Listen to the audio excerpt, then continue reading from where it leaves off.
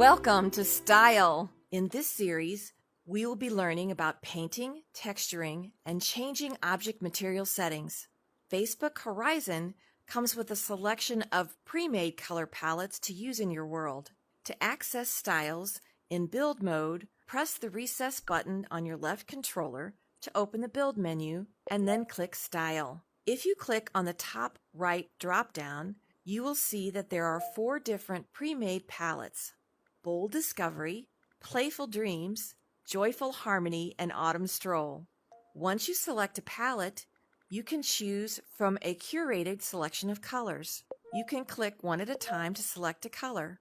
The paint preview at the top right of the Style menu shows how the color will look based on the current skybox and settings.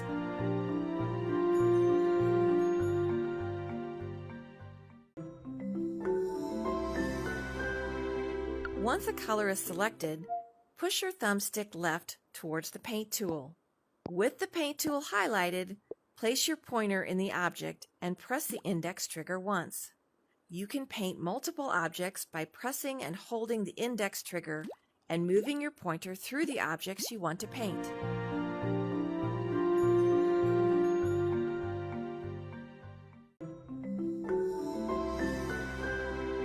The Eyedropper tool is useful for copying style settings from one object to use on another object.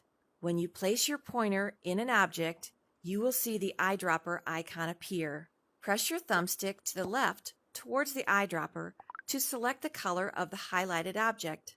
Then the object's color, material, and texture settings will be copied to the paint tool. You can now use your paint tool to apply the style to other objects, or access the Style menu to adjust the paint tool's new settings.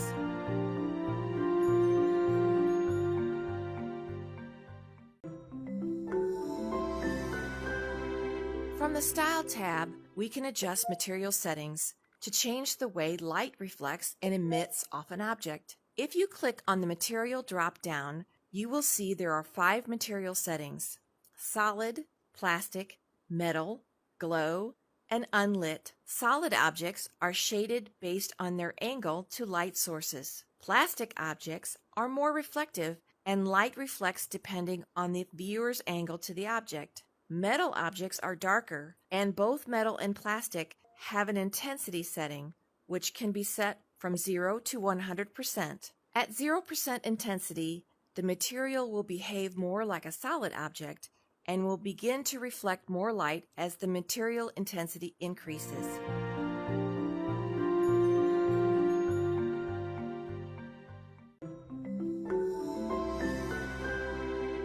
Glowing objects emit colored light on their surroundings. Increasing brightness on glowing objects increases the amount of light emitted and whitens the color of the glowing object. Glowing and unlit objects do not have visible edges and are unaffected by the skybox and surrounding light sources. Unlit objects don't emit light and more clearly show their color. Please note that it is recommended to use invisible glowing objects paired with unlit counterparts to better light your world. We will discuss this in a later tutorial.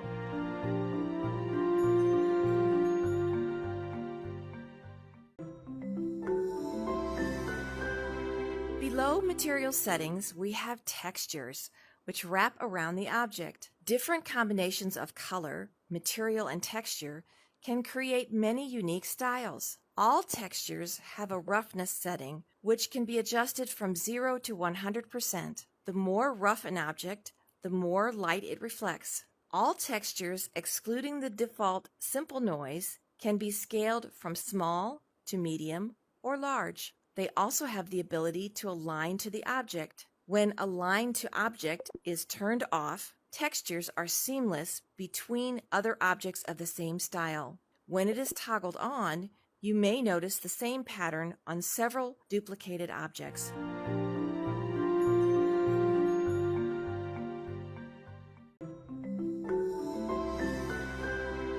The color slider allows you to easily select your own colors. On the Style tab, click on the drop-down menu for color palettes, and then click Manual Color Slider. At the bottom, you will see a slider with every hue of color. You can click and drag the slider to change the color's hue. Above the color slider are all the shades of the hue selected. Click inside of the area to choose a shade. When stylizing your world, we recommend creating a series of cubes to represent your color palette. This allows you to save your favorite custom styles and use the Eyedropper tool to select them at any time. Please note that when you select a style with the eyedropper, you can return to the manual color slider to make adjustments. Thank you so much for joining me in the Styles tutorial. In the next part, we'll be learning about object properties and creating animated and interactive objects.